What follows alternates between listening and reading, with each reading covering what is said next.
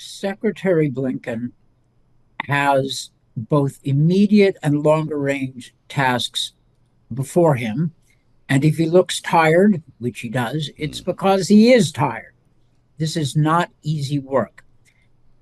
He needs to keep things from flying completely apart in the Middle East, to counsel the Israelis to have due and frankly better regard for the civilian casualties of their military operations against Hamas.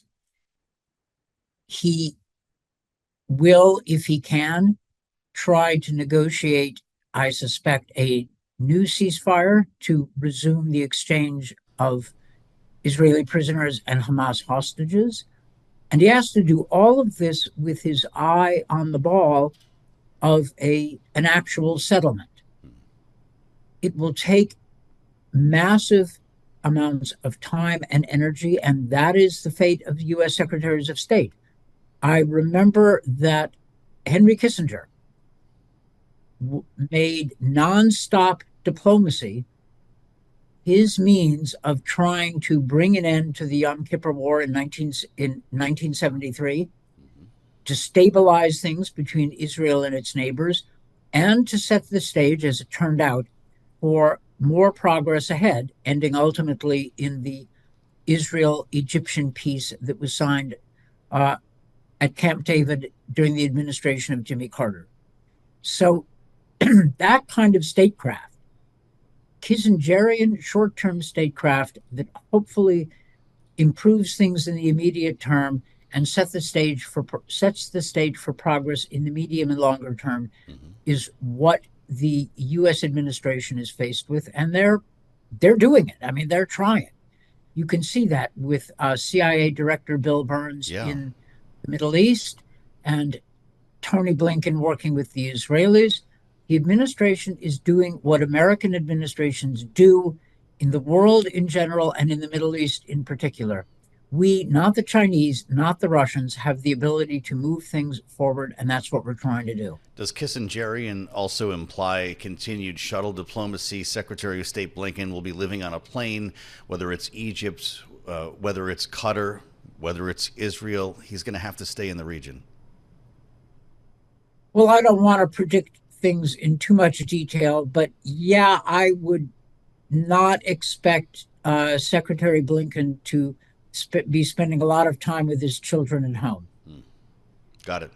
That said, what do you make of the CIA director being in the middle of this, Ambassador? He's not a diplomat, but our chief intelligence official has been in the middle of this entire deal-making process in Qatar. But Bill Burns was indeed a diplomat. He is not a career intelligence official. He's a foreign service officer, like I was for 40 years. Understood. That's not his job now, though. No, but he was an expert on Russia and the Middle East.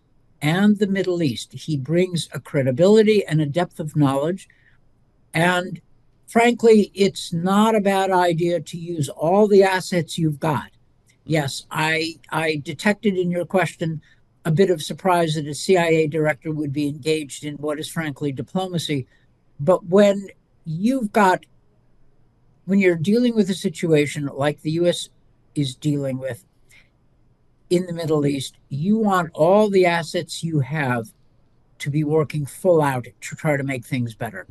And Bill Burns has a lot of credibility in the region. He knows it well, and I'm glad he's all in. Ambassador Freed, the Wall Street Journal is reporting today, pretty remarkable when you consider the worries that many have had about a second or third front opening, that Israel's intelligence services are preparing to go throughout the region, if not around the world, to assassinate Hamas leaders, setting the stage, as the Journal writes, for a years-long campaign to find those responsible for the October attack. That means hunting down people in Lebanon, in Turkey, in Qatar, maybe even Russia. Knowing Israel's history with assassinations, particularly against Hamas leaders that have even included a remote control rifle at one point to kill a nuclear scientist in Iran, how worried does that make you about a second or third front opening? Israel was attacked by Hamas. Hamas is not a government. Hamas is a terrorist group, and its brutality was on display. Mm-hmm. If you asked me what of my preference, I would rather have Israel engaged in targeted, discrete actions rather than wholesale bombing, which kills lots of civilians. Israel's options aren't good.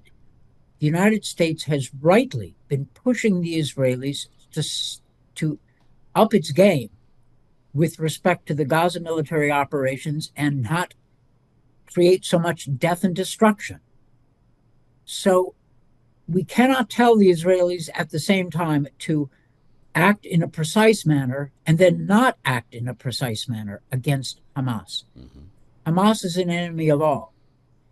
I'd rather have the Israelis focused on a legitimate target than going after targets in Gaza, which end up with a lot of innocent Palestinians dead, displaced, or injured. How about that? I only have a minute left, Ambassador. I don't want to rush you out here. But the New York Times, meantime, is reporting that Israel actually possessed Hamas's detailed attack plan yes. for October 7 for more than a year, decided it wouldn't likely become reality. To what extent is this an intelligence failure? Oh, it is a big intelligence failure. I am sadly familiar with instances in which intelligence analysts have correctly discerned an adversary's intentions only to be ignored by the system. I've seen this. I have some personal experience with this from my own career. It happens.